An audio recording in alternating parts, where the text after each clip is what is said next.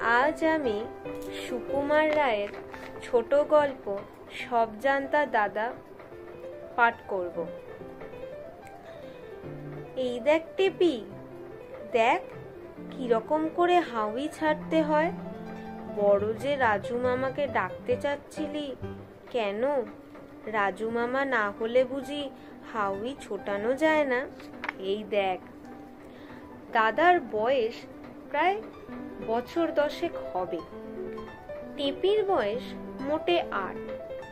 অন্য ভাই বোনেরা আরো ছোট, সুতরাং দাদার দাদাগিরির আর অন্ত নেই। দাদাকে হাউই ছাড়তে দেখে টেপির বেশ একটু ভয় হয়েছিল, পাছে দাদা হাউই তেজে পুড়ে যায় কিংবা সাংঘাতিক একটা কিছু ঘটে যায়। কিন্তু দাদার ভরসা দেখে তারও একটু ভরসা হলো।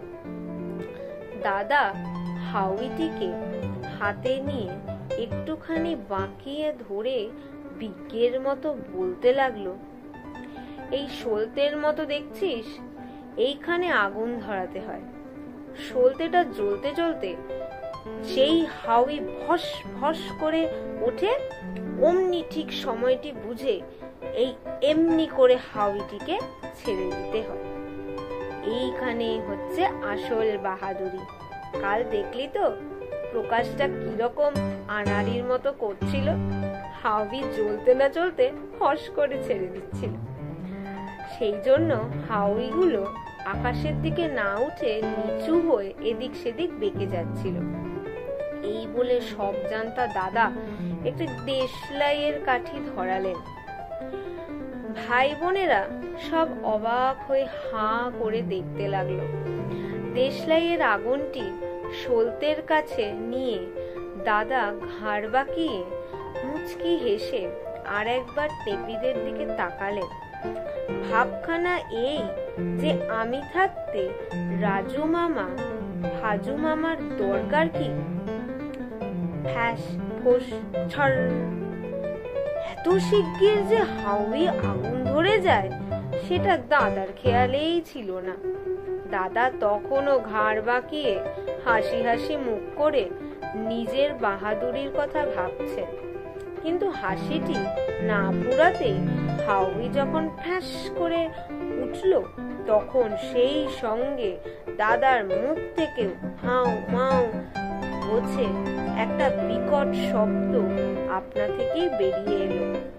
আর তারপরে দাদা যে একটা লম্ফ দিলেন, তার ফলে দেখা গেল যে ছাতের মাঝখানে চিৎপাত হয়ে অত্যন্ত আনাড়ির মতো তিনি হাত পা ছুটছেন। কিন্তু তা দেখবার অবসর টেপিদের হয়নি, কারণ দাদার চিৎকার আর লম্ফভঙ্গির সঙ্গে সঙ্গে তারাও কান্নার সুর চড়িয়ে বাড়ির ভিতর দিকে রওনা হয়েছিল।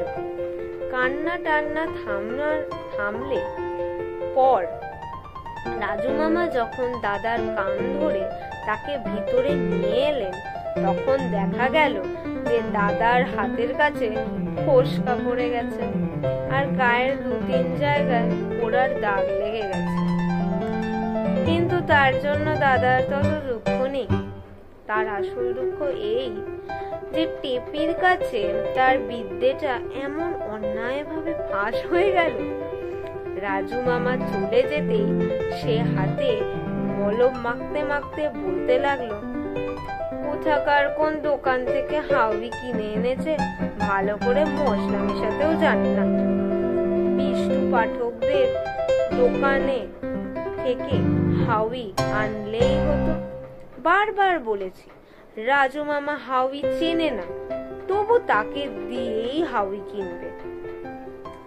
তারপর সে টেপিকে আর ভোলা, ময়না আর খুকনুকে বেশ করে বুঝিয়ে দিল যে সে যে চেয়েছিল আর লাভ দিয়েছিল সেটা ভয় নয়, হঠাৎ ফুর্তির চোটে। নমস্কার।